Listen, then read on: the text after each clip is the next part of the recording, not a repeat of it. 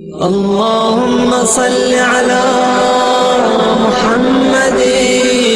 وآل محمد۔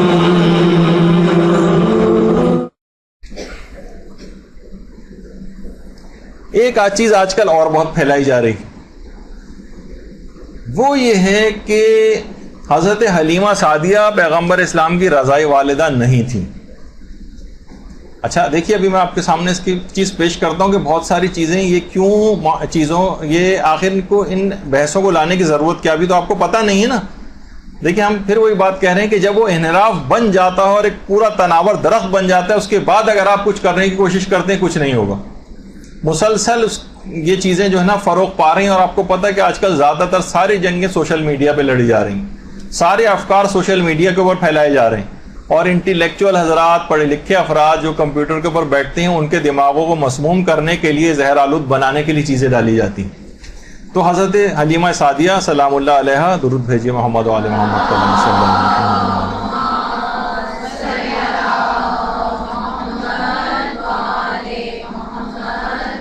پیغمبر اسلام کی رضائی والدہ، جن کی قبر مبارک جنت البقیع میں،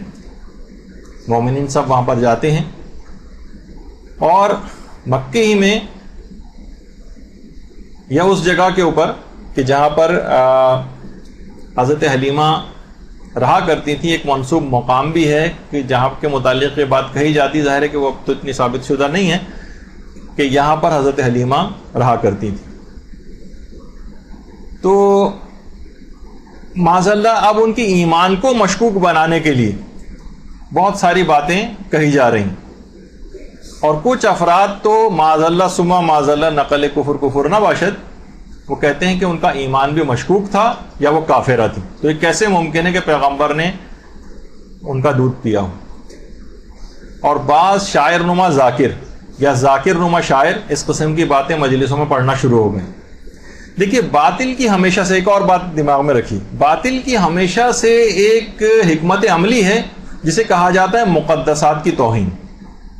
مقدسات کی توہین کرنا۔ اب آپ دیکھیں کتنے مظالم ہو گئے تھے کربلا میں، لیکن لاشوں کی پائمالی کیوں کروائی گئی؟ سروں کو کاٹ کر شہداء کے نیزوں پر کیوں بلند کیے گئے؟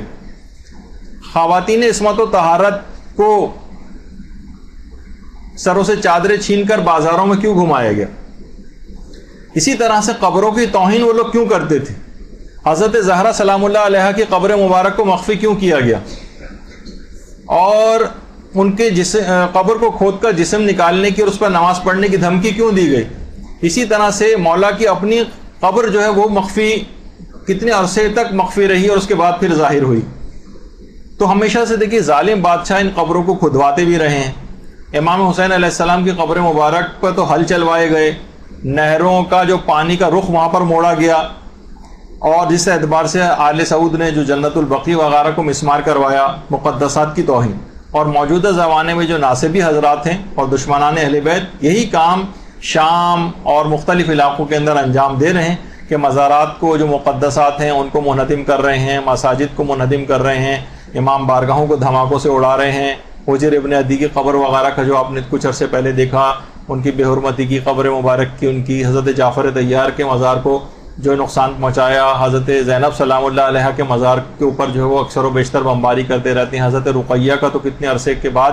اس کو جس حالت کے اندر ان کے روضے کو حضرت سکینہ کے، حضرت رقیہ کے جو اتنا نقصان پہنچایا، اور اب وہاں سے شامی فوجوں نے اس کو آزاد کرا ہے۔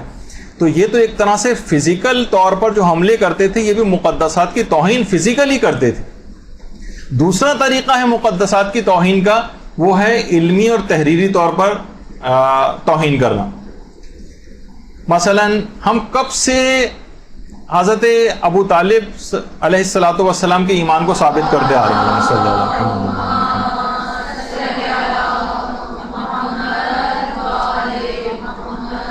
شخصیات جو مقدس شخصیات ہیں ان کو مشکوک بنانا، ان کے ایمان کو مشکوک بنانا،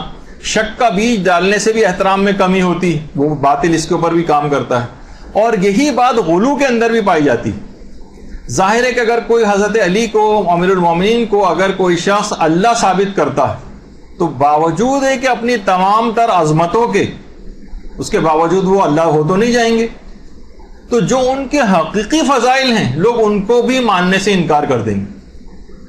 حقیقی فضائل. کتنے ہی نوجوان آج ایسے ہیں کہ جو فضائل کی بہت سی صحیح روایات کو بھی علماء کے سامنے پیش کرتے ہیں کہ یہ بتائیے کہیں اس میں غلو تو نہیں. یعنی جو اب کیا ہوا, غلو کو اتنا پھیلایا گیا کہ ان کے حقیقی اور اصلی فضائل ہیں وہ بھی لوگوں کی نگاہ میں مشکوک ہو رہے ہیں کہ پتہ نہیں اس میں بھی تو غلو نہیں ہو جائے گا کہیں اگر اس حدیث کو ہم اس پر اگر اعتقاد رکھ لیں. اور یہی ان کا مقصد ہے. غلو کے پردے میں بھی اصل میں تقصیری کی سازش جو ہے وہ کی گئی. تو مثلا میں نے پہلے بھی مثال دی تھی, اگر کوئی عام سے کوئی شخص ہے آدمی, اس کو اگر آپ مجتہد کہہ دیں, ظاہر وہ مجتہد بن تو نہیں جائے گا. بیچارے کی جو حیثیت ہے, جو معمولی سے تھوڑی بہت حیثیت ہے, اس سے بھی جائے گا وہ. 2 سوالات کے جوابات میں وہ ذلیل ہو جائے گا لوگوں کے سامنے.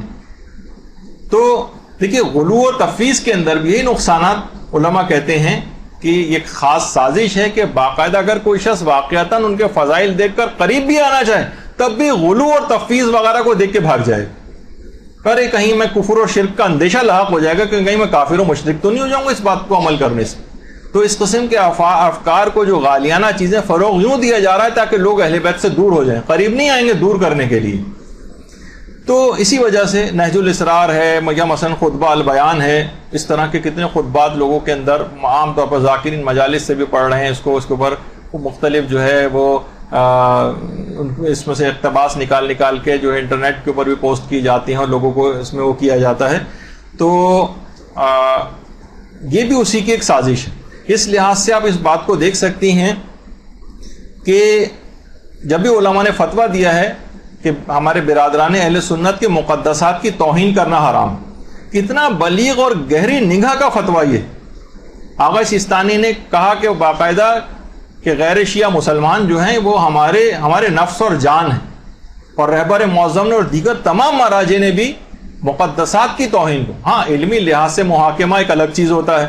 تعصبات وغیرہ کو نکال کر کوئی لڑائی جھگڑا نہیں ہوتا, کہ علمی طریقے سے بات ثابت کی جاتی ہے, وہ تو اپنی جگہ باقی رکھنا. لیکن تعصبات کے آگ کو فروغ دیتے چلے جانا یہ باطل یہ چاہتا ہے. خود آپ دیکھ لیں کہ جو آج یہ سروں کو کاٹ کے فٹ بال کھیلنا اور فلاں اور یہ سب کی چیز کیا ہے, یہ آپ فرقہ واریت کو مزید ابھارنے کے لیے, ورنہ کوئی بھی شخص جو عوامی طور پر پذیرائی چاہتا ہے وہ کبھی بھی یہ والے کام نہیں کرے گا. اسے پتہ ہے کہ نہیں یہ تو لوگ میرے خلاف ہو جائیں گے, لیکن ان کو اس بات کی پرواہ نہیں ہے کیونکہ وہ چاہتے ہی کہ اس کے ذریعے تفرقہ فروغ پائے. تو یہ تمام چیزیں دیکھیے اس طرح کی ہیں. تو بڑا بلیغ ہمارے علماء نے فتویٰ دیا کہ جو مقدسات کی توہین ہے یہ توہین کرنا حرام ہے. خالی صرف یہی نہیں کہ صرف ہمارے مقدسات بلکہ ہم دیگر لوگوں کے مقدسات کی بھی توہین اس کو بھی حرام سمجھتے ہیں. تو اب کچھ ایسی چیزیں ہونے لگی ہیں کہ مسلسل کہ حضرت حلیمہ سعدیہ کی شخصیت کو بھی کچھ داغدار کیا جائے. اچھا البتہ کچھ چیزیں لوگ اس کے طور پر پیش کرنے لگے ہیں, جیسے کہ مثلا ہم اس کتاب کی, اور بہت بہترین کتاب ہے, تقریباً ہر شیعہ کے گھر میں کتاب موجود بھی ہے,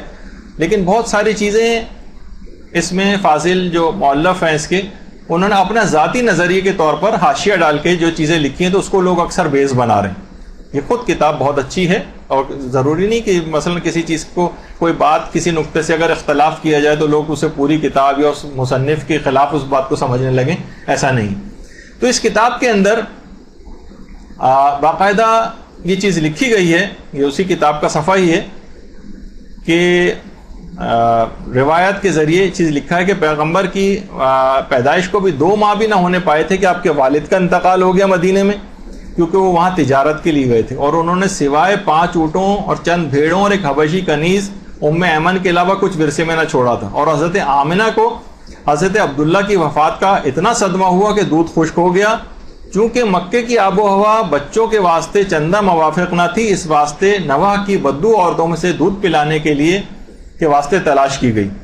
انا کے دستیاب ہونے تک ابو لہب کی کنیز صوبیہ نے حضرت آن حضرت کو 3-4 مہینے تک دودھ پلایا. اقوام بدو کی عادت تھی کہ سال میں 2 مرتبہ موسم بہار اور موسم خزاں میں دودھ پلانے اور بچہ پالنے کی نوکری کی تلاش میں آیا کرتی تھیں. آخر حلیمہ سعدیہ کے نصیبے نے زور کیا اور وہ آپ کو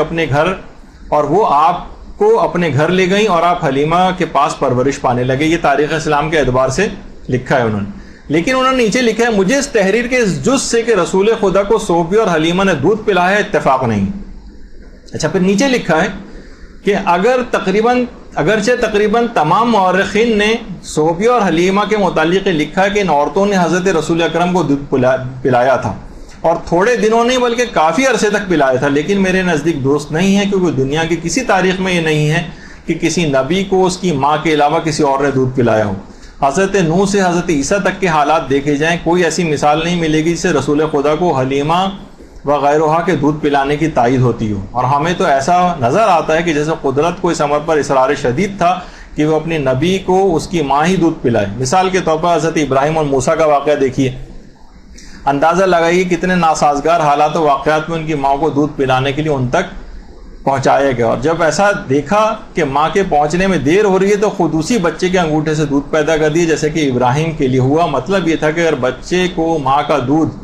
دستیاب نہ ہو سکے تو کسی دوسرے طریقے سے شکم سیری ہو جائے۔ ان حالات میں میری سمجھ میں نہیں آتا کہ انبیاء ما سبق کے طریقے سے ہٹ کر رسول اکرم کو ماں کے علاوہ کسی دوسرے کے دودھ پلانے کو کیوں کر تسلیم کیا جائے، خصوصاً ایسی صورت میں جب یہ بات تسلیم شدہ ہو کہ دودھ سے جو گوشت پیدا ہوتا ہے وہ نسب کے گوشت و پوست کی مانند ہوتا ہے، اور دودھ پلانے سے وہ رشتہ ناجائز ہو جاتا ہے جو نسب سے ناجائز ہوتا ہے۔ اور پھر ایسی صورت میں جبکہ ماں موجود تھیں اور عہد رضاعت کے بعد تک زندہ رہیں، تو میں یہ سمجھتا ہوں کہ آن حضرت کو جناب آمنہ نے دودھ پلایا تھا،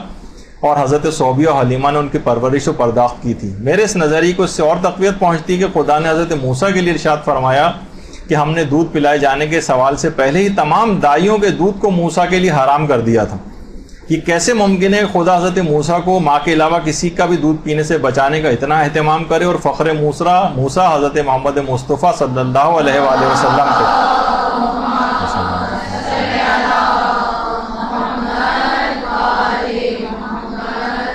کو اس طرح نظر انداز کرتے کہ ایسی عورتیں انہیں دودھ پلائیں جن کا اسلام بھی واضح نہیں ہے۔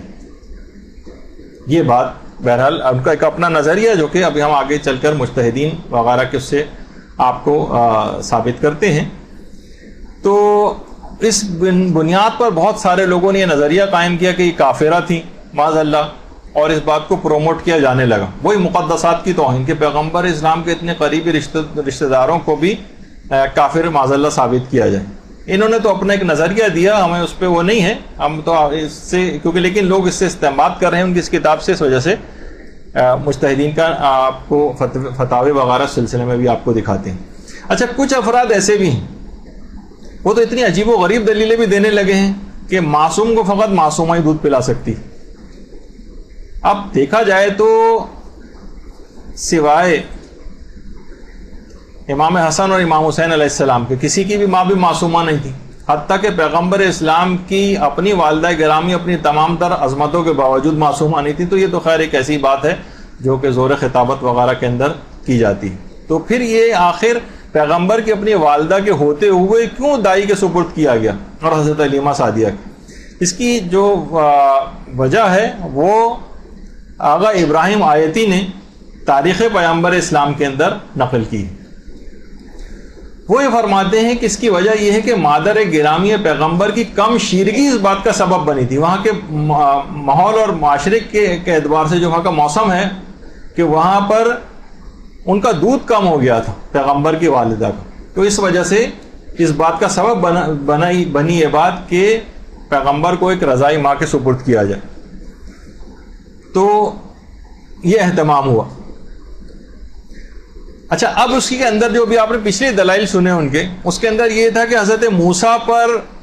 دودھ کو حرام قرار دے دیا گیا تھا، اور قرآن کی ایک آیت کا حوالہ بھی اس کے اندر دیا، وہ یہ ہے وَحَرَّمْنَا عَلَيْهِ الْمَرَاضِعَ مِنْ قَبْلُ فَقَالَتْ هَلْ أَدُلُّكُمْ عَلَىٰ أَهْلِ بَيْتٍ يَكْفُلُونَهُ لَكُمْ وَهُمْ لَهُ نَاصِحُونَ۔ ہم نے پہلے ہی موسیٰ پر دائیوں کا دودھ حرام کر دیا تھا۔ اچھا، یہاں پر علماء فرماتے ہیں کہ یہ حرام قرار دینا یہ حرمت تشریعی نہیں تھی بلکہ حرمت تکوینی تھی۔ ایک ہوتی ہے حرمت تشریعی، یعنی شریعت کے لحاظ سے، جس طرح آپ کہ مثلا شراب پینا حرام ہے، حرمت تشریعی ہے یعنی شریعت کے اندر حرام ہے، اور ایک ہوتی ہے حرمت تکوینی، کسی خاص وجہ سے اس بات کا اہتمام کیا گیا کہ موسیٰ اپنی ماں کے علاوہ کسی عورت کا دودھ نہ پئیں، اس کو حرمت تکوینی کے عنوان سے۔ تو علماء نے جب جہاں اس کی تفاسیر لکھی ہیں وہاں آپ صرف عربی کے ایک لفظ کو نہیں پکڑ لیں گے کہ ہم نے دائیوں کا دودھ حرام کر دیا تھا، حضرت موسیٰ بھی پیدا ہوئے تھے، ابھی نابالغ تھے، ابھی ان کے اوپر جو ہے اس لحاظ سے شریعت کے احکام کے لحاظ سے یہ پروردگار کہہ بھی نہیں سکتا تھا کہ ان پر دودھ شرعاً حرام قرار دے دیا تھا ہم نے، یہ نہیں تھا، بلکہ تکوینی طور پر حرام، اور اس کی ایک وجہ تھی۔ اچھا وہ وجہ کیا تھی؟ وجہ خود قرآن نے بتائی کہ پیدائش کے بعد یہ خوف تھا کہ موسیٰ قتل نہ کر دیے جائیں، کیونکہ ہر بچے کو فرعون قتل کر رہا تھا، تو خدا نے حکم دیا کہ تم بچے کو دودھ پلاؤ، مثلا یہ قرآن کی آیت بھی ہے، اور ہم نے موسیٰ کی والدہ کے دل میں یہ بات ڈالی کہ تم انہیں دودھ پلاتی رہو، پھر جب تمہیں ان پر قتل کیے جانے کا اندیشہ ہو جائے تو انہیں دریا میں ڈال دینا، اور نہ تم اس صورتحال سے خوفزدہ ہونا اور نہ رنجیدہ ہونا، بے شک ہم انہیں تمہاری طرف واپس لوٹانے والے ہیں اور انہیں رسولوں میں شامل کرنے والے ہیں۔ تو قتل کیے جانے کا خوف تھا، تو ماں سے اپنے اس بچے کی جدائی ناقابل برداشت ہو گئی تھی۔ مادر موسیٰ کو بچے سے ملانے کے لیے، مادر موسیٰ جن کا نام یوکابد تھا، ان سے بچے کو ملوانے کے لیے کہ ناقابل برداشت جدائی اور غم کے اندر مبتلا ہو گئی تھی مادر موسیٰ۔ اس بات کا انتظام پروردگار عالم نے کیا کہ ماں کے دودھ کے علاوہ کسی دایا کا دودھ جو ہے موسیٰ نہ پئیں، اور یہ اس بات کا سبب بنا کہ مادر موسیٰ بچے کی کہیں اس جدائی کے اندر اس راز کو فاش نہ کر دیں جو پروردگار ابھی اس کو راز رکھنا چاہ رہا ہے، اور یہ قرآن کی آیت میں بھی آیا، اور موسیٰ کی والدہ کا دل صبر سے خالی ہو گیا۔ قریب تھا کہ وہ اپنی بے قراری کے باعث اس راز کو ظاہر کر دیتی ہیں اگر ہم ان کے دل پر صبر و سکون کی قوت نہ اتارتے، یعنی ان کی اس وجہ سے دائیوں کا دودھ حرام قرار دیا، یعنی اس وجہ سے حضرت موسیٰ نے کسی دایا کا دودھ نہیں پیا کہ پروردگار نے ایسا اہتمام کیا کہ کسی طریقے سے مادر موسیٰ واپس موسیٰ کے پاس چلی جائیں دودھ پلانے کے لیے، تاکہ ان کا جو غم سے صبر کا دامن ہاتھ سے چھوڑ بیٹھی، اپنی اس بے قراری کی وجہ سے اس راز کو نہ ظاہر کر دیں۔ یہ اس وجہ سے نہیں کہ پیغمبر کے لیے ماں کے علاوہ کسی اور کا دودھ پینا حرام تھا، اس وجہ سے موسیٰ کے لیے الگ سے انتظام کیا گیا، نہیں، یہ اس وجہ سے تھا کہ مادر موسیٰ کی حالت ایسی ہو چکی تھی، خود قرآن کی آیات کے اندر آگے چل کر ہے کہ وہ اس راز کو ظاہر کر دیتی جو پروردگار ابھی ظاہر نہیں کرنا چاہ رہا تھا۔ یہ احتمال پیدا ہو گیا، تو پروردگار عالم نے اس طرح سے حکمت عملی بنائی، اور پھر اگلی آیات میں کہ پھر ہم نے تم کو تمہاری والدہ کی طرف پرورش کے بہانے واپس لوٹا دیا تاکہ ان کی آنکھوں میں بھی ٹھنڈک ہوتی رہے اور وہ رنجیدہ بھی نہ ہو۔ تو آپ نے دیکھا کہ پورا واقعہ اصل میں یہ تھا کہ یہ موسیٰ کو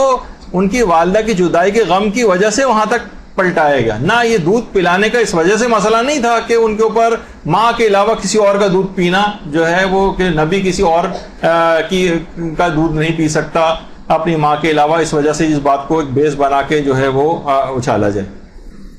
اچھا، اب یہاں پر علماء تاریخ نے دو احتمالات ذکر کیے کہ کیا موسیٰ دودھ پلا کر واپس چلی جاتی تھیں، یا بچے کے ساتھ محل میں رہتے ہوئے بچہ مکمل طور پر ماں کے پاس رہا تھا۔ تاریخ اس سلسلے میں خاموش ہے، لیکن علماء کہتے ہیں نوزائیدہ بچہ جتنی جلدی ماں کا دودھ پیتا ہے اس میں زیادہ قرین عقل یہی ہے کہ مادر موسیٰ نے فرعون کے محل میں قیام کر لیا تھا، کیونکہ بچے کو تو ہر 2 گھنٹے بعد، 1.5 گھنٹے بعد، 2 گھنٹے بعد دودھ پلانا ہوتا ہے، بار بار یہ تو نہیں کر سکتی کہ دن میں ایک دفعہ پلایا اور چلی گئی پھر اگلے دن آ رہی، تو بچے کی جو صورتحال ہوتی ہے اس میں تو بار بار دودھ پلانا ہوتا ہے، تو اس لحاظ سے مادر موسیٰ نے وہیں پر ہی قیام کیا تھا، اور یقیناً وہیں پر ہی کھانا پینا بھی کھایا ہوگا اپنا۔ بہت سے لوگ اس کے اندر بھی چیزیں لے کر آتے ہیں، یہ کیسے ممکن ہے کہ کافر اور اتنے ظالم کے گھر کا کھانا جو ہے وہ کھا لیں، تو اور باقاعدہ آیت اللہ ناصر مکارم شیرازی نے، جو کہ ابو لہب کی لونڈی تھی جس نے پیغمبر اسلام کو دودھ پلایا تھا، اس سلسلے میں لکھا ہے کہ ضروری نہیں کہ کافر کے گھر کا ہر مال حرام ہو۔ یہ لوگ عام طور پر یہ چیز سمجھتے نہیں، اور وہ کیونکہ اس کی تفصیلات سے واقف نہیں ہے تو بہرحال اس لحاظ سے ان کے اوپر ایک اعتراض کر دیتے ہیں۔ تو اس لحاظ سے اسی فرعون کے گھر کے اندر ہی مادر موسیٰ اس لحاظ سے تربیت کرنے اور دودھ پلانے کے حوالے سے رہی تھیں، اور اس کے بعد جب شیر خوارگی کا زمانہ پورا ہو گیا تو مستقل طور پر پھر موسیٰ کو فرعون کے حوالے کر دیا تھا۔ اور بہرحال یہ بھی ہے کہ ہمارے جو 5ویں امام محمد باقر علیہ السلام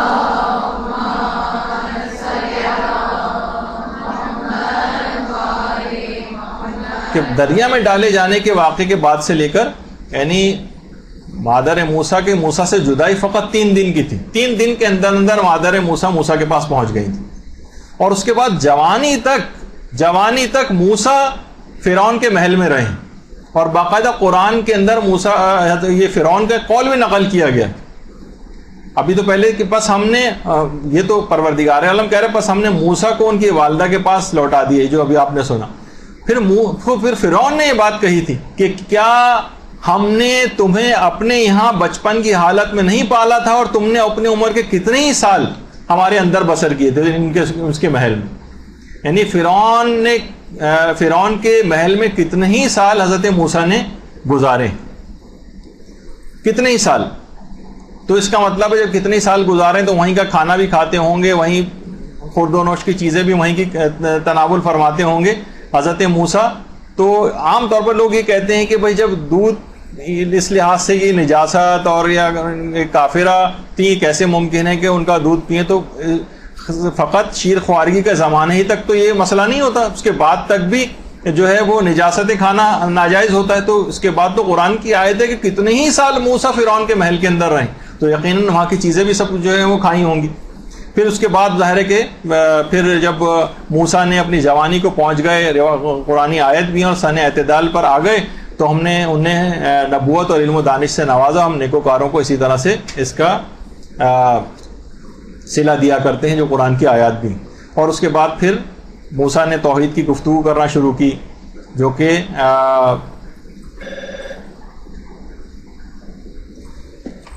جی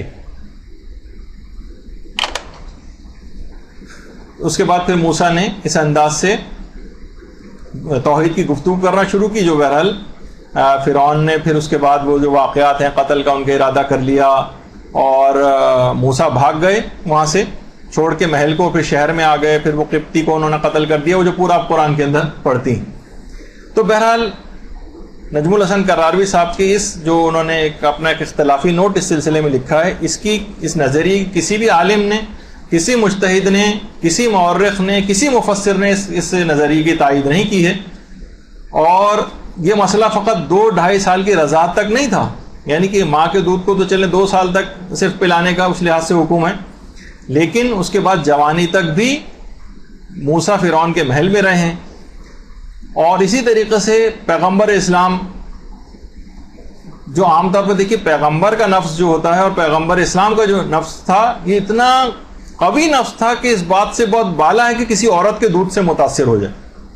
کہ اس کو پڑھ کے لوگوں نے یہ بھی لکھا ہے کہ اس کے اثرات آنے لگتے ہیں، جیسے ابھی آپ نے ان کے دلائل میں سنا تھا کہ اسی سے گوشت پوشت نمو پاتا ہے، اس کے اثرات منتقل ہوتے ہیں. تو پیغمبر کا انتہائی قوی نفس، خاتم الانبیاء کا، وہ کیسے کسی عورت کے دودھ پلانے سے متاثر ہو سکتا ہے، بالفرض اگر ہم اس کو ان کی اس بات کو مان بھی لیں. اور پیغمبر نے اس کے بعد کیا بازاروں سے پیغمبر اشیاء خورد و نوش ان کافروں سے نہیں خریدتے تھے، ان کو استعمال نہیں کرتے تھے پیغمبر، اس سے بھی کوئی متاثر نہیں ہوتے تھے. تو بہرحال اب دیکھیے اس میں آغا سیستانی سے بھی ایک استفتاء اس سلسلے میں کیا تھا ہم نے، اور اس میں سوال یہی پوچھا تھا کہ بعض اہل علم نے لکھا ہے کہ حلیمہ سعدیہ رسول اللہ کی رضائی والدہ تھیں، رضائی والدہ نہیں تھیں، اور یہ واقعات جھوٹ ہیں، تو کیا یہ بات صحیح ہے؟ تو وہاں سے ان کا یہ جواب آیا کہ حلیمہ سعدیہ رسول اللہ کی رضائی والدہ تھیں. آپ کی والدہ حضرت آمنہ بنت وہب کا دودھ کم ہو گیا تھا، اس لیے آپ کو حلیمہ سعدیہ کے سپرد کیا گیا تھا. اور اس زمانے میں اشراف و بزرگان عرب میں یہ رسم عام تھی کہ اولاد کو دایا کے سپرد کرتے تھے. یہ آیت اللہ سیستانی کا ہمیں جواب ملا، جو کہ فارسی میں موجود بھی ہے ہمارے پاس، اس کا بھی آپ نے ترجمہ دیکھا. اسی طرح سے آیت اللہ صادق شیرازی نے بھی باقاعدہ علامہ مجلسی سفینۃ البحار کے حوالے سے بات تحریر فرمائی ہے کہ حضرت حلیمہ سعدیہ وہ مومنہ اور موحدہ تھیں اور دین ابراہیمی پر تھیں، اور ہرگز طریقہ جاہلیت پر نہ تھیں. اور پھر مرزا حسین نوری وغیرہ کا حوالہ بھی انہوں نے دیا. تو ان جو مجتہدین کا جو نظریہ ہے وہ بھی اس بات کے بالکل خلاف ہے، اور یہ ان کے فتوے کا جو ہے وہ متن ہے. تو دیکھیے تمام مسلمان جب وہاں جنت البقیع جاتے ہیں تو حضرت حلیمہ سعدیہ کی قبر پہ بھی جاتے ہیں، اور ان کی باقاعدہ ایک زیارت بھی جا کر پڑھتے ہیں کہ السلام علیک یا ام رسول اللہ، السلام علیک یا مرضعۃ رسول اللہ، اے رسول اللہ کی والدہ آپ پر ہمارا سلام ہو، اور اے رسول اللہ کو دودھ پلانے والی آپ پر ہمارا سلام. تو تمام مسلمان جنت البقیع جا کر باقاعدہ طور پر یہ بات کہتے ہیں. لیکن یہ کہ بہرحال اس کے خلاف ہم نے دیکھا کہ بہت تیز رفتاری کے ساتھ اس پہ ڈسکشنز شروع ہو گئے ہیں, بہت زیادہ اس کے خلاف باتیں شروع ہو گئی ہیں, اور مقدسات کی توہین کے حوالے سے ان چیزوں کو رائج کیا جا رہا ہے کہ جو مقدس ہستیاں ہیں ان کے اوپر علمی حملے کیے جائیں, ان کے ایمان کو مشکوک بنایا جائے تاکہ اس کے بعد کے مرحلے ان کے لیے آسان ہو جائیں. کچھ عرصے یہ کام کریں گے, اب نوجوان کتنے ہیں جو کہ اس کے اوپر بحثیں کر رہے ہیں اور باقاعدہ وہ بھی اس نظریے کو ماننے لگے ہیں اور معاذ اللہ صراحتاً کہنے لگے ہیں کہ ان کا اسلام ثابت نہیں ہے اور وہ اسلام کے اوپر ان کا انتقال نہیں ہوا. ایک لحاظ سے جسے کہا جائے معاذ اللہ کہ وہ کافرہ تھیں. اس قسم کے نظریات کا اظہار کرنا تو پہلے اسے کہ نوجوان آپ کے گھروں کے اندر بھی آئیں گے, آپ کے بھائی بہن شوہر ان نظریات کے حامل ہو کر, اور ایک ابتدا وہ لوگ اس سے کر رہے ہیں, اس کے بعد دیگر آہستہ آہستہ مقدس ہستیوں کو بھی نشانہ بنائیں گے, جیسے غلو کے پردے میں نشانہ بنانے لگے. تو پہلے سے آپ کو ان تمام چیزوں کے متعلق آگاہ کرنا مقصود تھا. بس یہاں پر اپنی گفتگو روکتے ہیں. 3 چیزوں کے اوپر ہی آج ہمیں اپنی گفتگو رکھنی تھی, تو یہاں پر گفتگو روکتے ہیں. وصلی اللہ علی محمد وآلہ الطیبین الطاہرین.